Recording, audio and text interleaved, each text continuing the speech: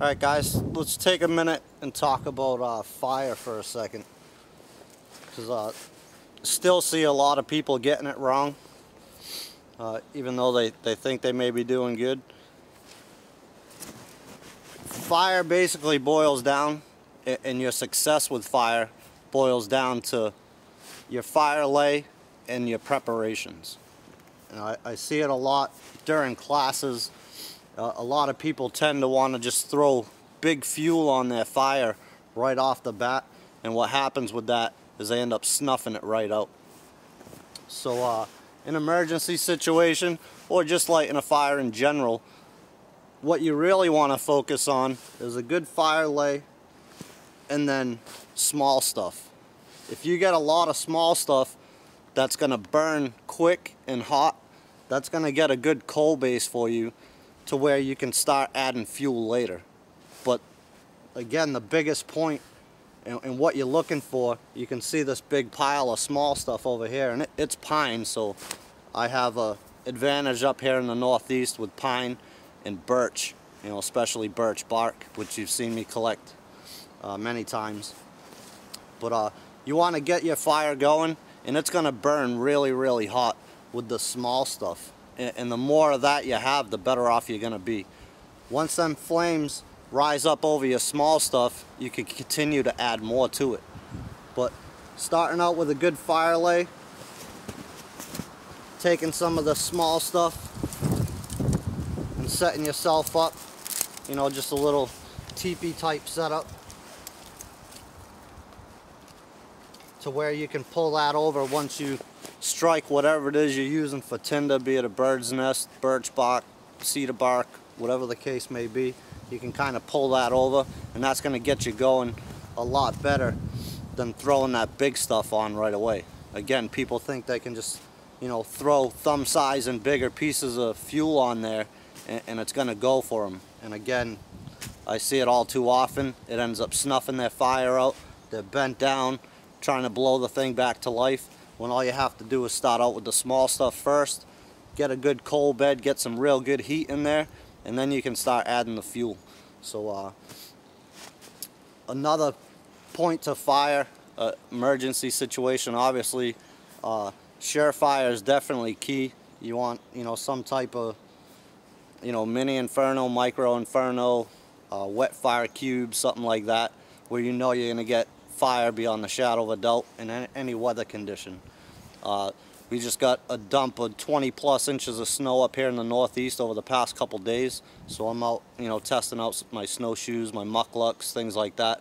But I wanted to take a second and talk about fire with you guys a little bit, again, because, you know, I see some people still don't get it. So I'm going to give you a demonstration here on a 5-minute sustainable fire, something that will get you burning to a point where you can walk away from this fire, go collect more fuel, things like that, to keep your fire going after you initially get it started.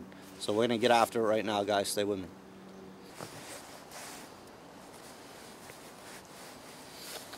Alright guys, so I piled up a bunch. I even threw some on top of my little teepee. A bunch of that small stuff like I was talking about. We got some birch bark down in there.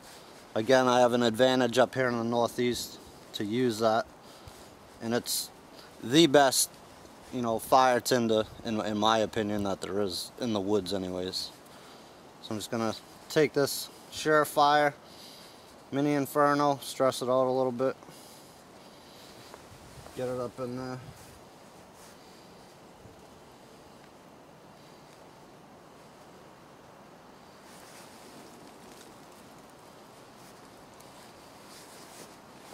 Myself a little room here. Get my ferro rod in there.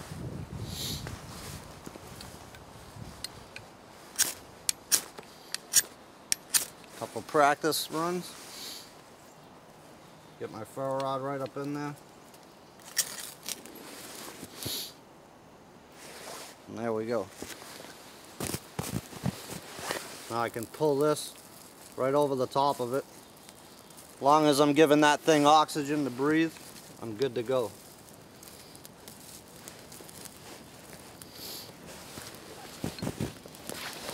Put my ferro rod away.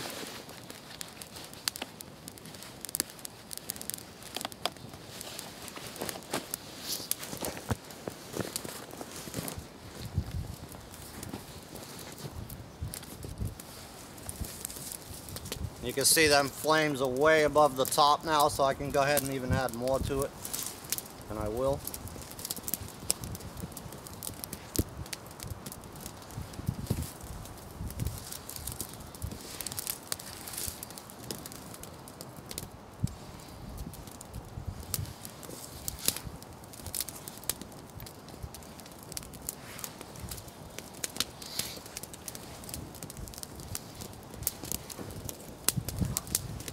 And since you're using this little stuff that's going to burn quick and hot, like I was saying,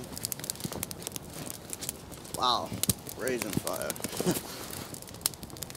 But that's all I was talking about. At this point, you can go ahead and throw marginal material on there for fuel and dry that stuff out because that's burning so hot.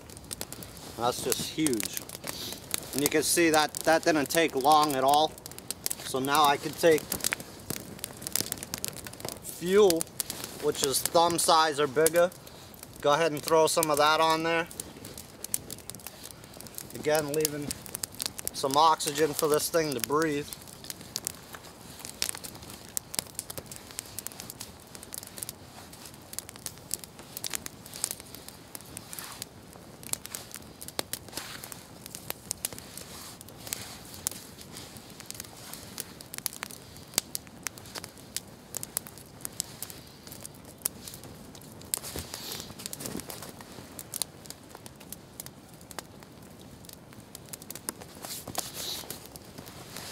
And at this point, it's clear to say I can walk away from this thing, go gather more wood, more fuel, and have a 100% chance that this thing is going to be burning when I get back.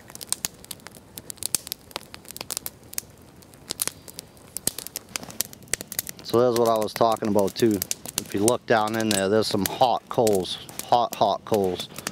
So that's the way you want to do it. Start out with that little stuff. The more the better. Once your flames get high up above, you got a nice set of coals down in there, you can start adding your fuel, and you should be good to go.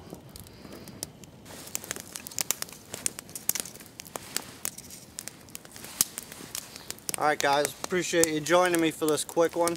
Again, 5-minute sustainable fire. It's absolutely key that you can master this, because it'll help you out in the long run.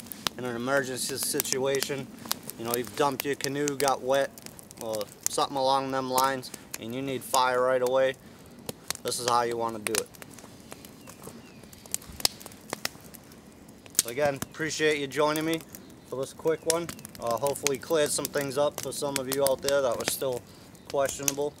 Appreciate your views, comments, and your support. Everything you do for me, my school, my store. Certainly appreciate that, as does my family.